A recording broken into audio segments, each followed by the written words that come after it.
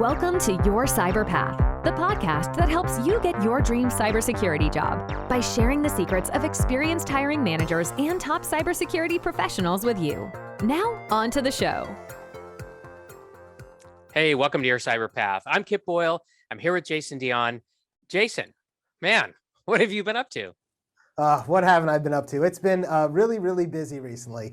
Right now, I'm in the studio this month, and I am working really hard to get my new Penetration Tester Plus course out and done in time for the retirement of version 1 and the launch of version 2. This course is really, really in-depth, and it's taking a lot of time because we're covering not just the theory, but we're also going and doing a lot of hands-on demos. So last night I was in Recon NG showing how to do open source reconnaissance and how to get intelligence and be able to collect that and all the things you can do with it. And it really just eats up a lot of time when you're trying to do this stuff because it takes a lot of time to use these tools. Yeah, for sure. Well, I hope somewhere in there you're also getting our NIST cybersecurity framework course, shoved out the door, right? It's almost done, right? Yes. So the NIST Cybersecurity Framework course, as we are talking and filming this right now, it is actually about 4 days away from being finished with editing. Then we've got a couple of days of Q&A. And so by early next week, I expect that it will actually be live and ready to go on Udemy. If you want to get more information about that, it is at yourcyberpath.com/Udemy. We'll have a link to that Udemy course. And it's a great course on the NIST Cybersecurity Framework. We cover all about it. We talk about all the different pieces and parts of it. We show you how to use it. And even the last section of the course, Kip actually takes you through how he does this in his job at Cyber Risk Opportunities and kind of opens his playbook to you and shares it with you throughout this course. So it's a really awesome course, and we're excited to have it out there. Yeah, it's going to be fantastic. I have been getting ready for a webcast or a hacking cast I'm going to do with Wild West Hacking Fest. We're going to talk about how certifications can help hiring managers build the team of their dreams. And along the way, I'm going to explain how job seekers can take advantage of both traditional certifications as well as skills-based certifications to send really strong signals during the hiring process that you are somebody that the hiring managers are going to want to look at. So anyway, so that's what I'm getting ready for. I got a lot of training to do myself this year as well. So yeah, I think that's totally a really important topic too, right? And I think the key there is you're talking to hiring managers, right? Mm-hmm. People always bring up this concept of this cert is better than that cert, or why doesn't people like this cert? Why do they like that cert better? I hear this a lot with CEH versus Pentest Plus versus OSCP, for example.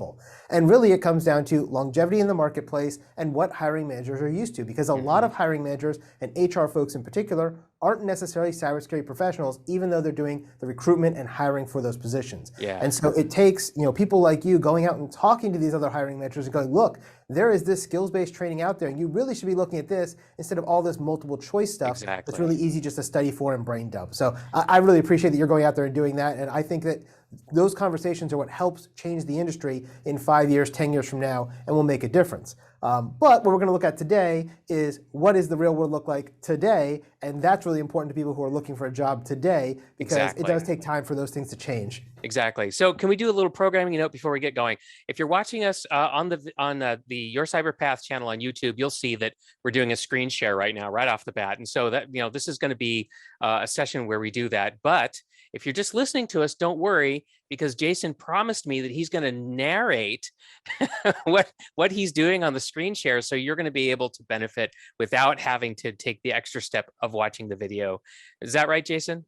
Yeah, definitely. So if you're in your car listening to me on the podcast right now, don't worry. I am really good at narrating step by step what you're going to see on the screen. That's why he wouldn't let me do it. Close your eyes and visualize it, but don't close your eyes because I want you to stay on the road.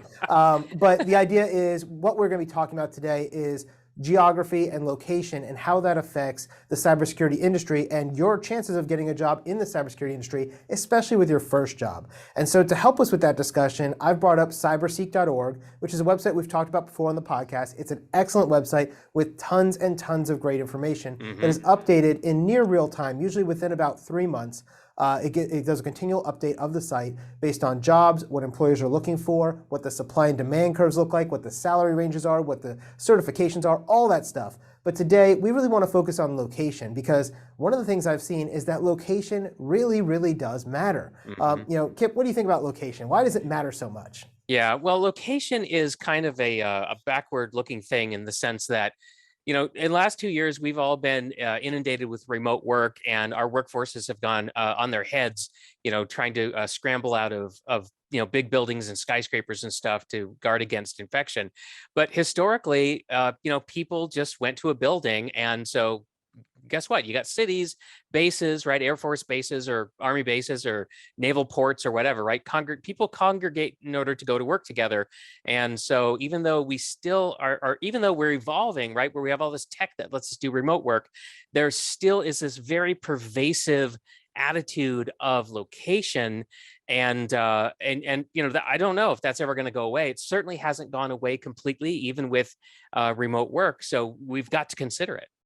Yeah, most definitely. I mean, I see this even in my company. Right now, my company is a remote-only company. All of my employees, we have 14 as of today, as of yesterday, actually, the 14th member joined the team. Congratulations. And they're located all over the place, right? I am in, we have people in 6 different countries right now out of 14 team members.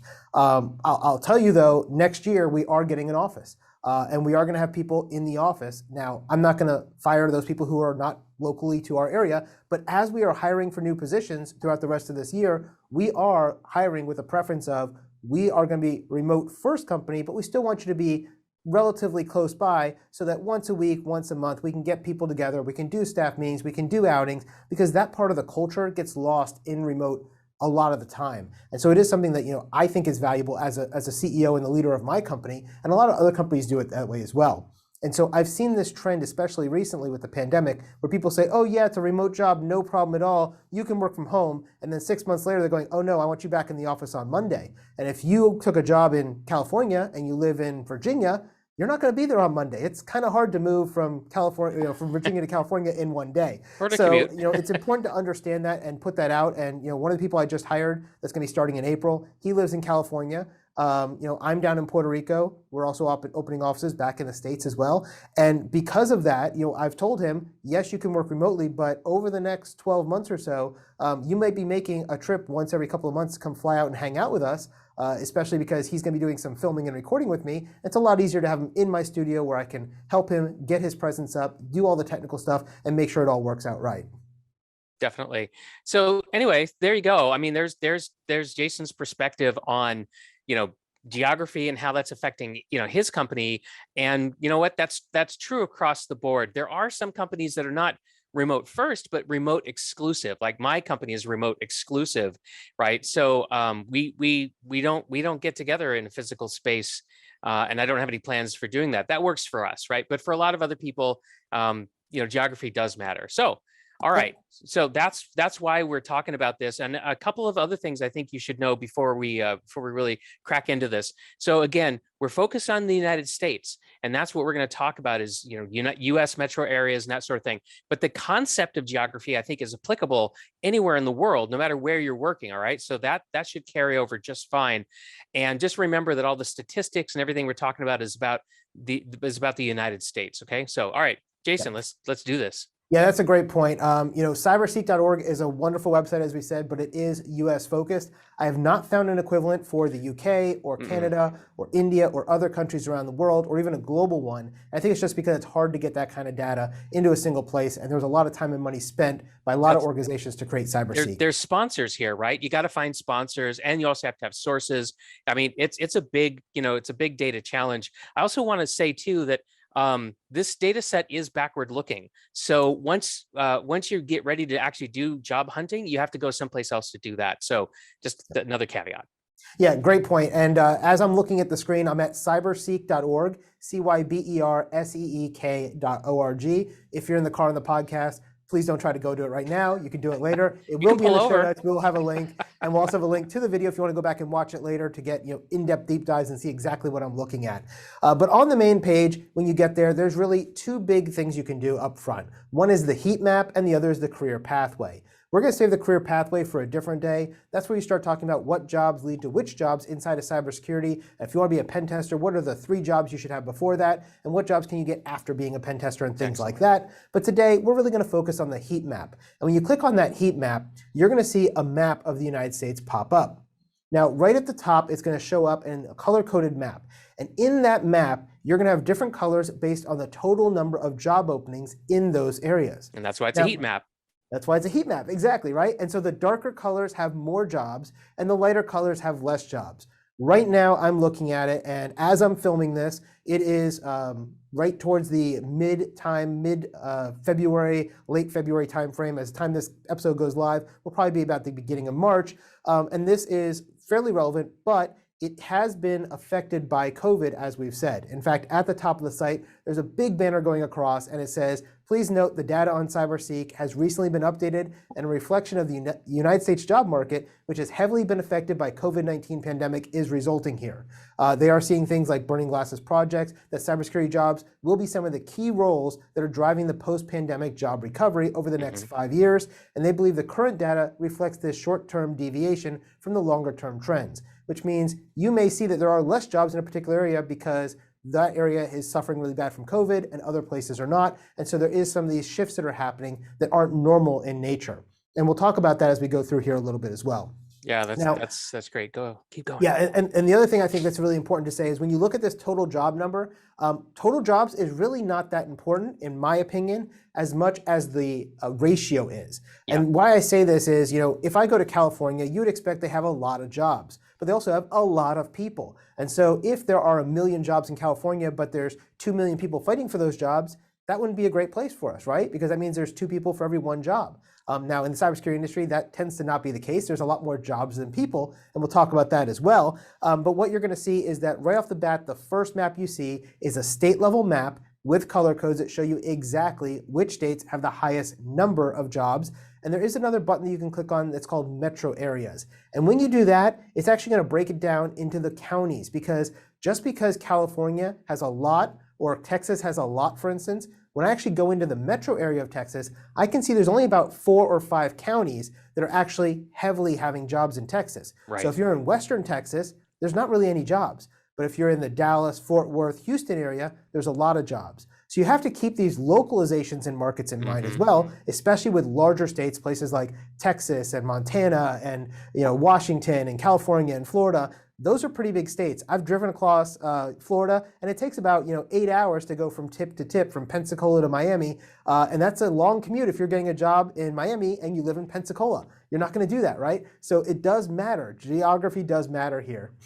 Especially in the beginning too, because we're really trying to focus in on what does this situation look like for the entry level person, the so-called first cybersecurity job that you're trying to get, and this is really crucial because a lot of people believe, and I think there's a lot of truth to this, that especially when you're starting out, it's so important to get the right mentoring, and a lot of people think that the best mentoring happens when you're actually in the same room with the people that you're trying to learn from, right? So there's other ways to do it, but there's a strong preference for that.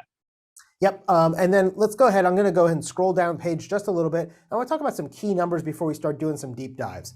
Now, when you first go to the page, it's going to give you the national level information, which is a consolidated look across the entire country.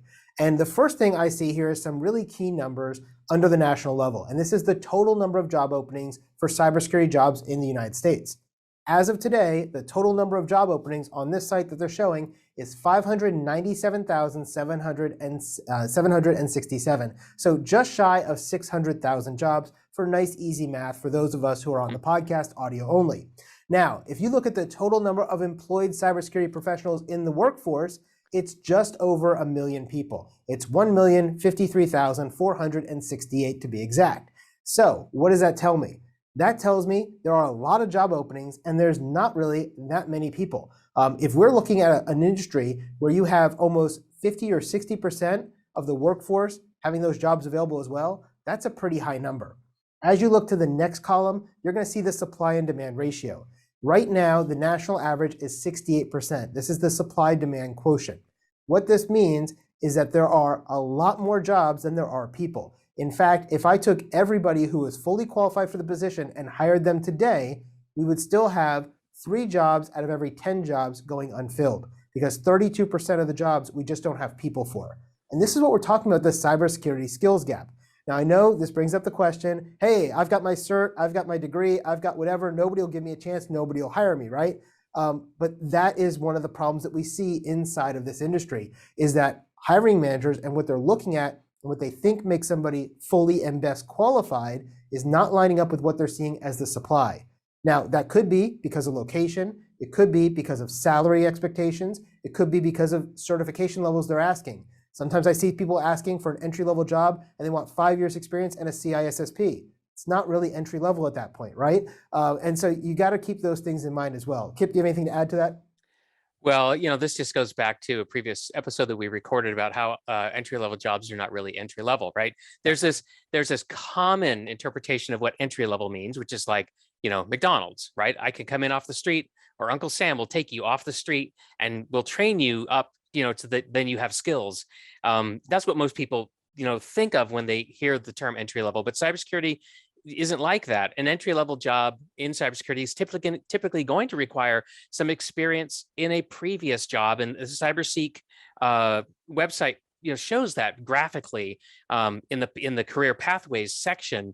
And by the way, another thing to note is that in this part of the website that we're on, they are in those numbers that you were telling them, Jason. Those numbers include jobs such as systems administrator that have heavy cybersecurity job responsibilities, such as setting permissions on file shares or allocating user groups or users into groups, right, in order to grant access to resources. And so, we talk about the idea of a two-step transition into cybersecurity for people who are outside the industry. And that's actually encapsulated really well in here. The whole website really takes that into account. Yeah, most definitely. And then as we continue moving over on this dashboard, I want to point out that everything is clickable. So as you click on things, as you move your cursor around, it's highly interactive for your specific case. So I do recommend spend some time on this website and click around and play with it as well. The next column we're going to see here is called geographic concentration. And this is one of the ones I think is really, really important. I said earlier that the total number of jobs being really high in Texas really doesn't matter to me if there's a bunch of people in Texas that already can fill those jobs. But instead, this geographic concentration is going to tell you what that supply-demand ratio looks like in a particular area.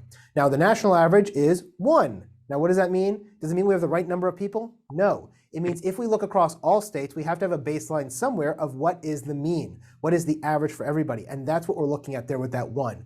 But if I take my mouse and I start putting it and hovering it over, you'll see all of those locations actually listed going from the left side to the right side. Oh, actually, I'm still on the metro area. So let me go back and click on states here. I'm sorry about that. And when you go back there, now I can see that the national average is on the far left side of this chart. And going anything lower than the national average means there is less jobs for the amount of people that are there. And then if we go to the right side of the chart, we're going to see that there are more jobs for those people. So if you want to know really quick, where is the worst place to look for a cybersecurity job? Well, just put your cursor on the left side, and you will see that right now it says, it looks like it is Arkansas. Arkansas has a 0.8 quotient out of 1, which means they are 80%, which is about 20% lower than the national average. Now, if we go over to the far right and see who is the highest place in terms of jobs versus supply, or the amount of jobs for the amount of supply, who is the most in demand area, it is by far Washington, D.C. Washington, D.C. has a quotient of 8.2 out of 1. So they are really, really needing people in Washington, D.C. Now, the weird thing is I've done a lot of looking at this site over the years, and I was working in the Washington, D.C. area for about 7 years as well. And at the time I was working there, our quotient was usually around 3 to 4. I was really surprised today when I loaded up the site and saw it was at 80.2. Now, why is it 3 times higher than it's been historically over the last 2, 3, 4 years? Kip, do you have any guesses? Since it's Washington, D.C., I'm going to guess that it's related to federal government spending. And so my guess is that there's a lot more money available to spend on cybersecurity right now. I think that's probably a good guess. I don't know the right answer, so I'm just making a hypothesis here as well. But I do know that under the current president, there was a big fight whether government workers had to get vaccinated. And it got held up that government workers had to be vaccinated. And so did government contractors, right? And so a lot of people who refuse to get the vaccine, they've hit the end of their time and they've been asked to leave. That's another reason. I think it's a confluence of both. Yeah, I think it's a confluence of both because there was a big big spending bill for state and local governments to get cybersecurity grants, and it's a big amount of money. It's like $1 trillion or something, and so I'll bet it's both of those things together. Yeah, and I think the other thing is that a couple of years ago, the DoD asked for a lot of money to do more cyber defense and cyber warfare, and budget timelines on DoD is 3 to 5 years, and we're kind of getting into that 3 to 5 year window. So I think a lot of those jobs are coming in line as well. So I think a confluence of all these things are coming in, but when I look at the next highest place after DC, the next highest place is Virginia at 4.5, which is right in that same DC, Virginia metro area. And you go to the next one, I bet we're going to find, Hawaii, another highly government area, Colorado, Vermont, Rhode Island, and you can keep going through as you look at the different places. So that's a good way to look at things. The other thing that I really like on this chart is you can go over to the right side and it shows you the top cybersecurity job titles. Now, one of the things we always tell people is you have to know what you're aiming at. You have to know what job you want. And if you're not sure yet and you're still doing the investigation, because there are lots of different jobs out there, one of the good things you can do is go here to Cyberseek. And even on this side with the location side, I like to look at the top job titles. And right now I'm looking at it from a national level, and I can see that the most in-demand top job is cybersecurity analyst. And this actually supports what I tell my students all the time. I have people who ask me, should I go for CYSA Plus? Should I go for Pentest Plus? Pentest Plus sounds so cool. It's so sexy. I love the idea of being a hacker and all that stuff, right? The problem is there are 4 to 5 times as many jobs for defenders as there are for attackers. And the numbers here show it, right? We can see on this chart, the top 10 they have is cybersecurity analyst, cybersecurity manager, cybersecurity consultant, software developer, systems engineer, network engineer. Those 3 don't even have cybersecurity in them. Though it's like Kip was talking about earlier, these are jobs that are cybersecurity adjacent. And a lot of times people go into those to get into the field. And then we have penetration and vulnerability tester. And then we have systems administrator and cybersecurity specialist. And so really, people are asking for cybersecurity analysts, lots and lots of people want to fill up SOCs, and they need these people. So this is another thing you need to think about is what are the high level jobs that people are asking for, and making sure you can then meet towards those needs. The next thing I wanted to point out is just here at the bottom, there's 2 more areas that are interesting to look at.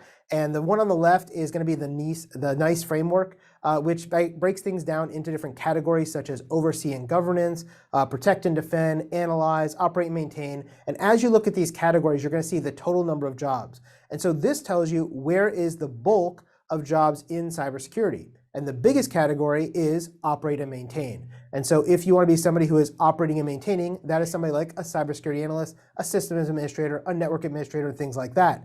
Another big area is going to be oversee and govern. And that's your governance things. That's your management, your GRC. And as you go down, collect and operate, that's more intel. That's much smaller percentage. And as you keep going down the list, you'll see them smaller and smaller.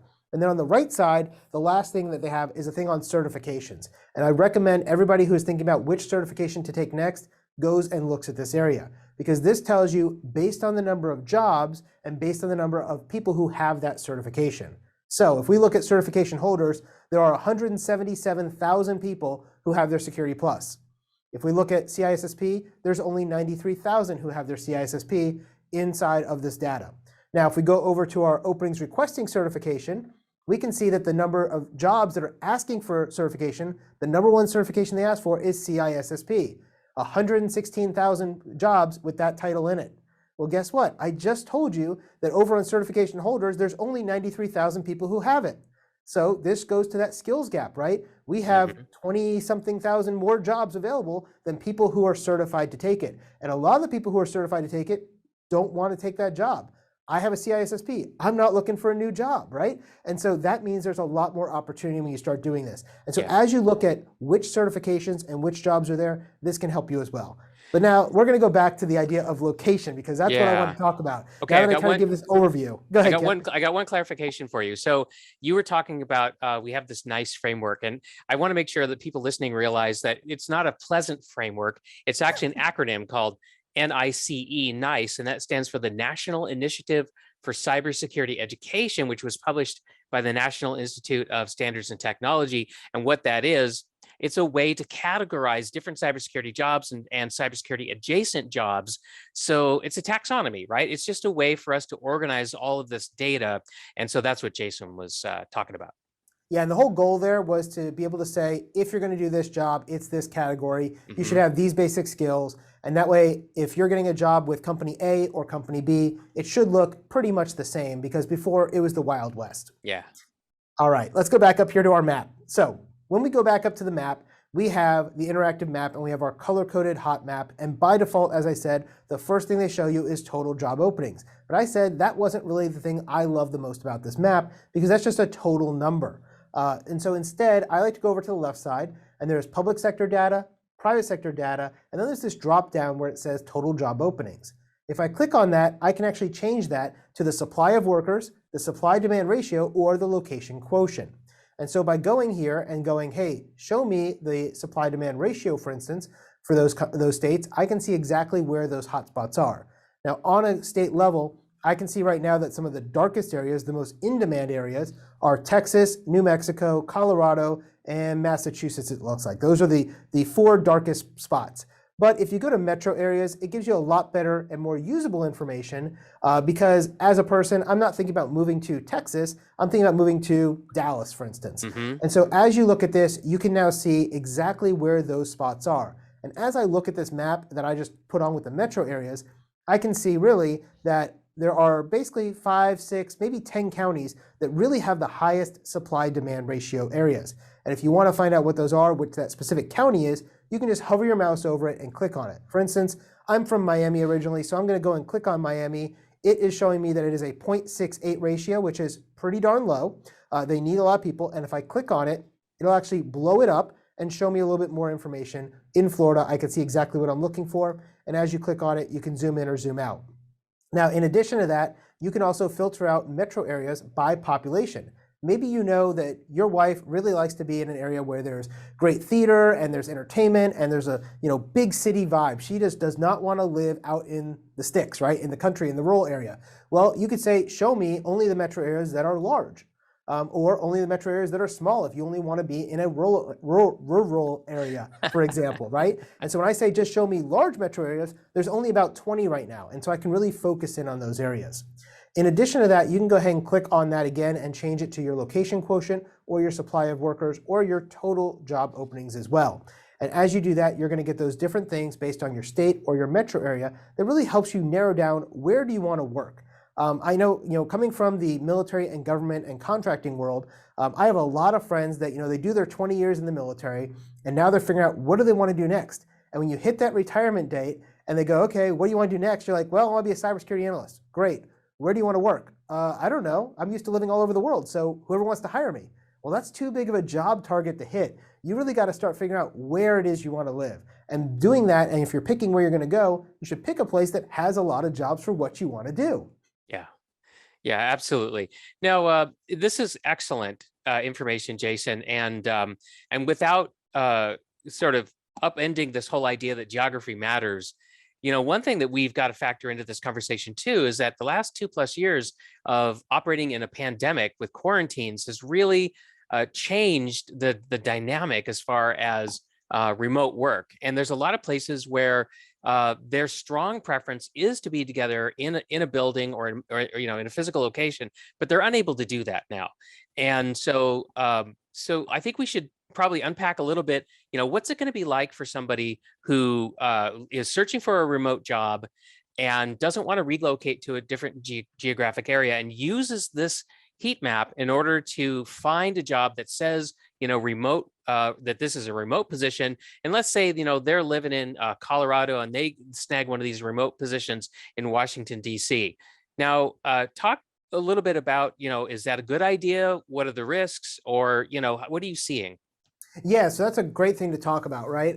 So I think, we can talk a little bit more about remote versus not remote as well in general. And there are some places where you're going to have to go into the building. A lot of cybersecurity jobs, especially if you're doing cleared jobs, you're going to have to go in the building because you don't have top secret information in your home office or secret information in your home office. So those jobs, you have to be in the building. You're not going to be able to work remote. But for a lot of companies, remote is an option, right? If you got hired by Kip's company, for instance, he's a fully remote company. There's nothing wrong with that. I think some of the things you really need to think about when you're thinking about your career and long-term growth with a company, especially when you're going with a remote company, is are they remote only? Are they remote preferred? or are they remote eligible, I guess is the best way to put it. Mm-hmm. And so let me break down those three categories, right? Remote only is what Kip says he is, right? Everybody on his team is remote. Nobody's coming into the office. And so that is the best environment if you want to be a remote person, have the best job opportunity for growth and promotion, because everyone is on the same level playing field. Everyone's remote, and so everyone has the same opportunity to get the same face time with the CEO and the decision makers, whether that's through Zoom or Skype or whatever it happens to be, but you're all in the same level playing field. So that's remote only. The second is more what my company is. We are a remote first company. Now, what that means is that most of my employees are remote, but there are a couple of employees who work together on a daily basis, or at least are within a 20, 30-minute drive. For instance, I'm located down in Puerto Rico, and 4 of my team members, I can drive to their house within about an hour, and we can go meet up for coffee or lunch, and we can have meetings that way if we wanted to, even though we're not in the building. Now, the challenge with that is you have to figure out what that company culture is. Do they actually value all remote employees equally? Just because somebody is working in Colorado, if everybody else is in the office in Washington, then guess what? You're going to be out of some of those meetings, because a lot of those sidebar meetings that happen after the Zoom call is over, that's where a lot of the money is made per se, in terms of social capital and making inroads for the next promotion. So that is a risk you're taking when you're going to a remote position where the company is kind of half and half. Yeah. Right now, a lot of companies are in that situation where people are working from home because they kind of have to, but they'd really like them to come back to the office. And so if you took this job right now over the next 2 years, you might get promoted wonderfully because everybody's at home anyway. But in 2 years, when everybody goes back to the office, you say, no, I'm going to stay home. Somebody else might be getting that promotion, you might not.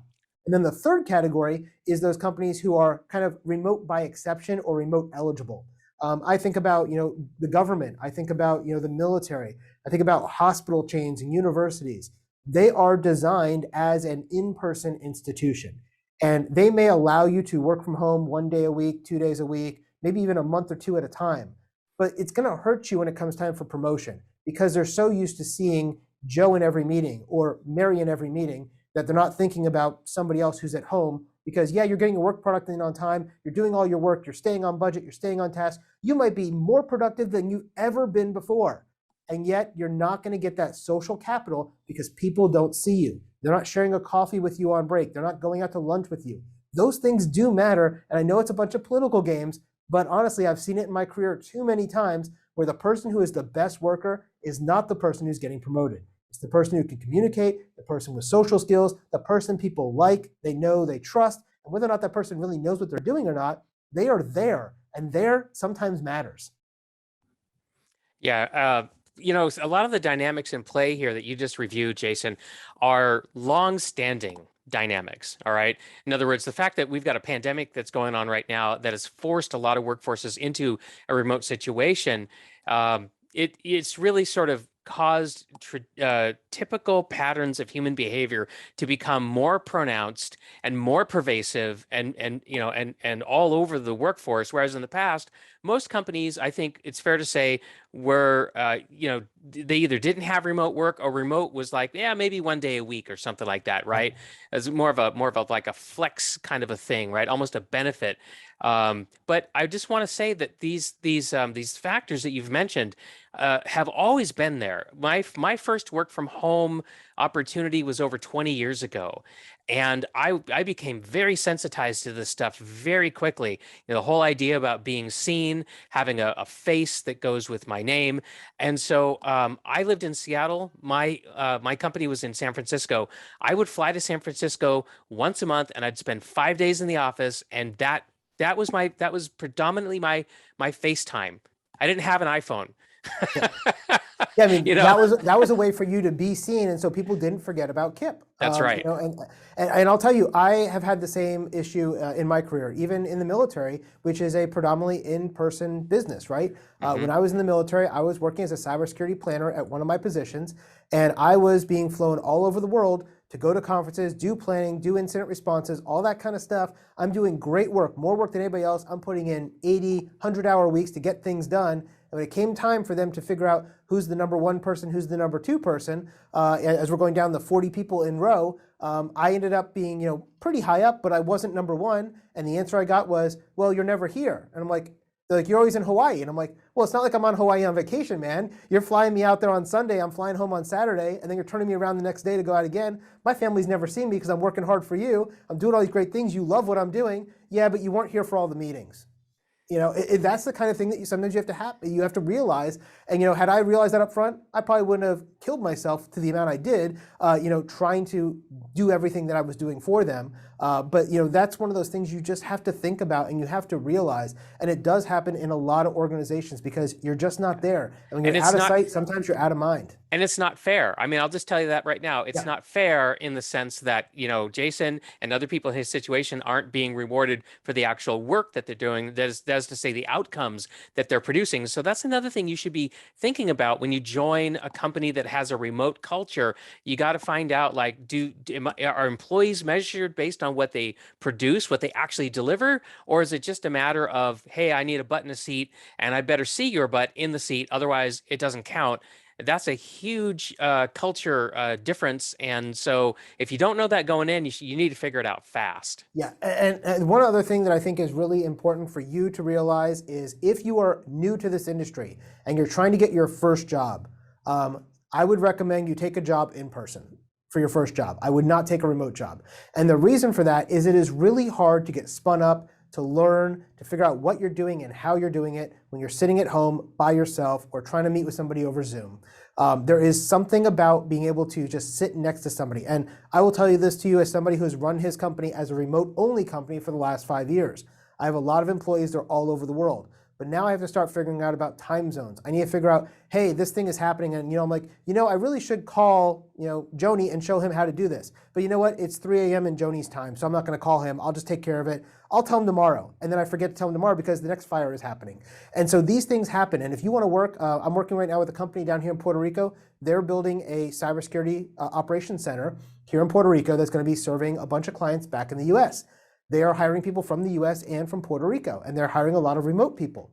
The problem is a lot of people they're trying to hire don't have the skill set and the experience to work effectively remote when they first show up. And so you have to think about that too. If you're that person who needs that training, you really want to have somebody who can just pull you up next to them and show them what to do. And a lot of those things, they're not planned meetings. Sometimes it just happens, right? I get an email in, this shows that this incident is happening, and I go, hey, Kip, you're sitting right next to me. Come over here and let me show you what's going on. That kind of thing happens all the time in the real world. And when you're remote, it's an extra step for me to call you up, tell you to get on Zoom, share my screen, and then start trying to work with you. Right. When I already wanted to start putting out that fire. And if you're next to me, I can just grab you. So if you find that kind of stuff happens. Yeah. So if you find yourself in that situation anyway, where it's your first job, and you're remote anyway, because that's just, you know, you find yourself in that situation. Here's one thing that you can do that will help. I know people who just open up a Zoom or a Teams link with somebody else that they're working on remotely, and they just keep it open for hours, or they'll keep it open for an hour. They'll take a break and they'll come back and then they'll open it up for another hour. And it's not designed for you to have an hour-long conversation. Rather, it's to simulate what it would be like to sit next to somebody or sit across from somebody and just be able to chat with them, you know, whenever it makes sense. So, you know, it's not the same, but, you know, it might work. Yep, and then the other thing when you're thinking about remote and working different places, right? We had mentioned earlier, if you're in Colorado and you want to take a job with somebody in DC because there's 8.2 quotient for DC right now, that's great. But guess what? They may still want you to work DC hours from 8 to 4 every day. And if you're in Colorado, that means you're waking up at 5 a.m. to be butt in seat ready to go at 6 a.m. your time.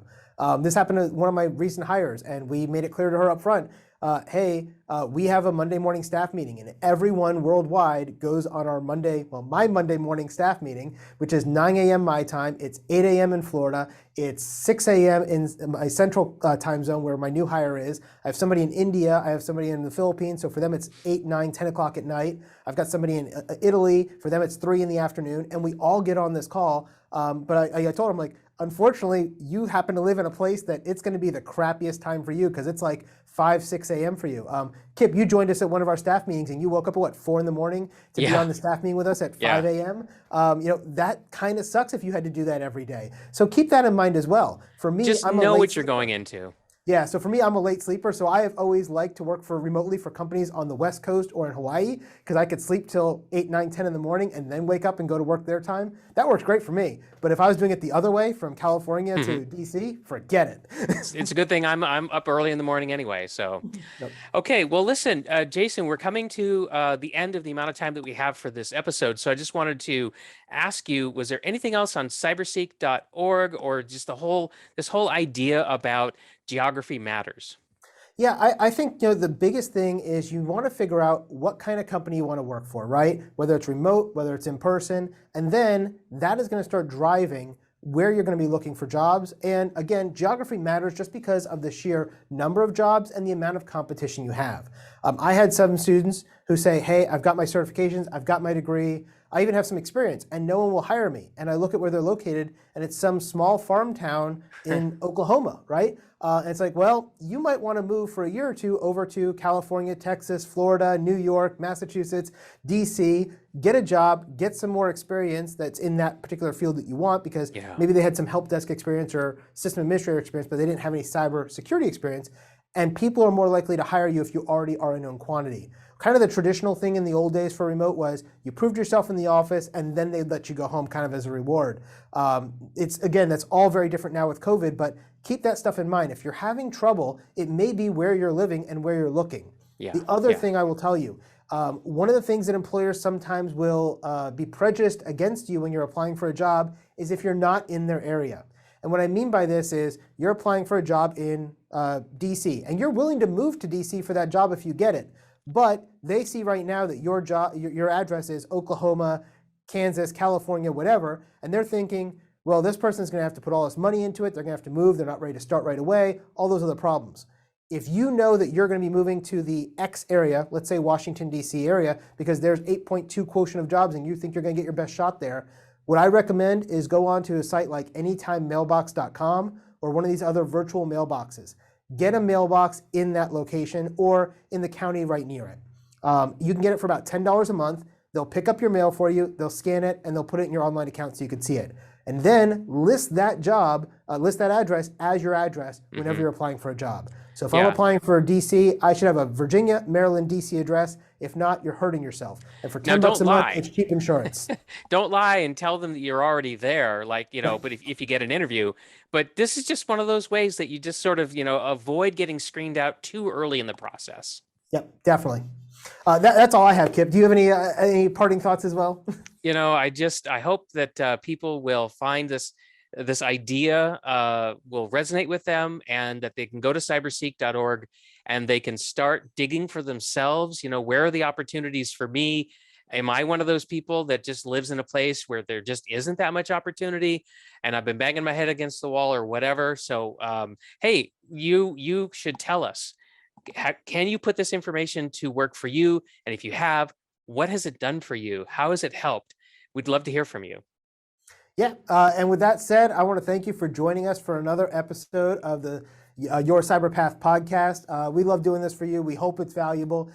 If you enjoyed the show, please take the time to leave a quick review for us over on iTunes. It really does help the show spread and let other people know about it. If you're watching us on YouTube, feel free to share it with your friends. If you're listening to it on the podcast, make sure you subscribe in your favorite podcast player so you never miss an episode.